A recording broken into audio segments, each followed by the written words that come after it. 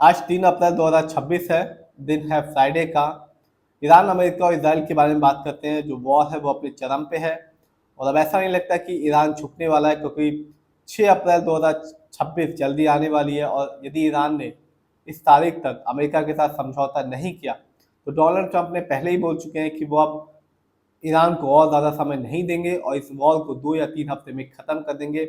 और अब ईरान के जो इंफ्रास्ट्रक्चर है, जो तेल के कुएं हैं, उन पे वार किया जाएगा। इस बीच जो ईरान है उसने भी दावा किया है कि उसने अमेरिका का एक F-35 लड़ाकू विमान मार गिराया है। साथ ही ईरान ने यह भी दावा किया कि गंभीर चोटों के कारण पायलट के बचने की संभावना बहुत ही कम है।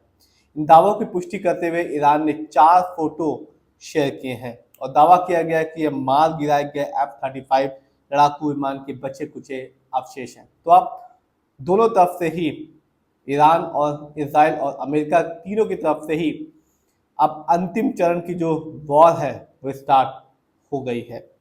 हालांकि जो सेंट्रल कमांड है अमेरिका का, उसने अभी तक इन दावों की कोई भी पुष्टि नहीं की है।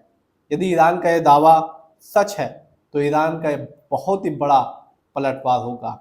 आपको बता दें कि F-35 अमेरिका का 5वीं पीढ़ी का लड़ाकू विमान है और ये सबसे एडवांस अमेरिकी स्टेल्थ लड़ाकू विमानों में से एक है।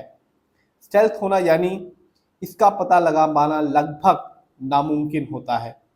ये रडार से पकड़े जाने और भारी एयर डिफेंस सिस्टम वाले दुश्मन देशों के अंदर जाकर अपने सारे के सारे जो टारगेट्स होते हैं, जो लक्ष्य होते हैं, उनको अचीव कर लेता है। तो यदि ईरान के दावे में सच्चाई है और ये दावा सही है तो अमेरिका को एक बहुत बड़ा झटका लगा है कि उनका F-35 जो विमान है वो इस वॉर में, ईरान की वॉर में गिर गया है। अभी तक जब से ईरान के खिलाफ अमेरिका ने अपना सैन्य अभियान शुरू किया है, तभी से सिर्फ ईरान को ही नहीं बल्कि अमेरिका को भी भारी नुकसान देखने को मिल रहा है। उनका एक रिफ्यूलिंग जो टैंकर होता है, जो प्लेन होता है, वो भी इराक में गिर गया और उनके 6 सोल्जर्स भी इस वॉर में अभी तक उनकी मृत्यु हो चुकी है। तो दोनों तरफ से जो क्षति है वो हो रही है, चाहे वो ईरान, कह सकते हैं कि ईरान में क्षति जो लॉस हो रहा है वो बहुत ज़्यादा हो रहा है, अमेरिका को लॉस कम हो रहा है, लेकिन फिर भी इस वॉर का जो इम्पैक्ट हो रहा है वो दोनों की दोनों कंट्री पर पड़ रहा है।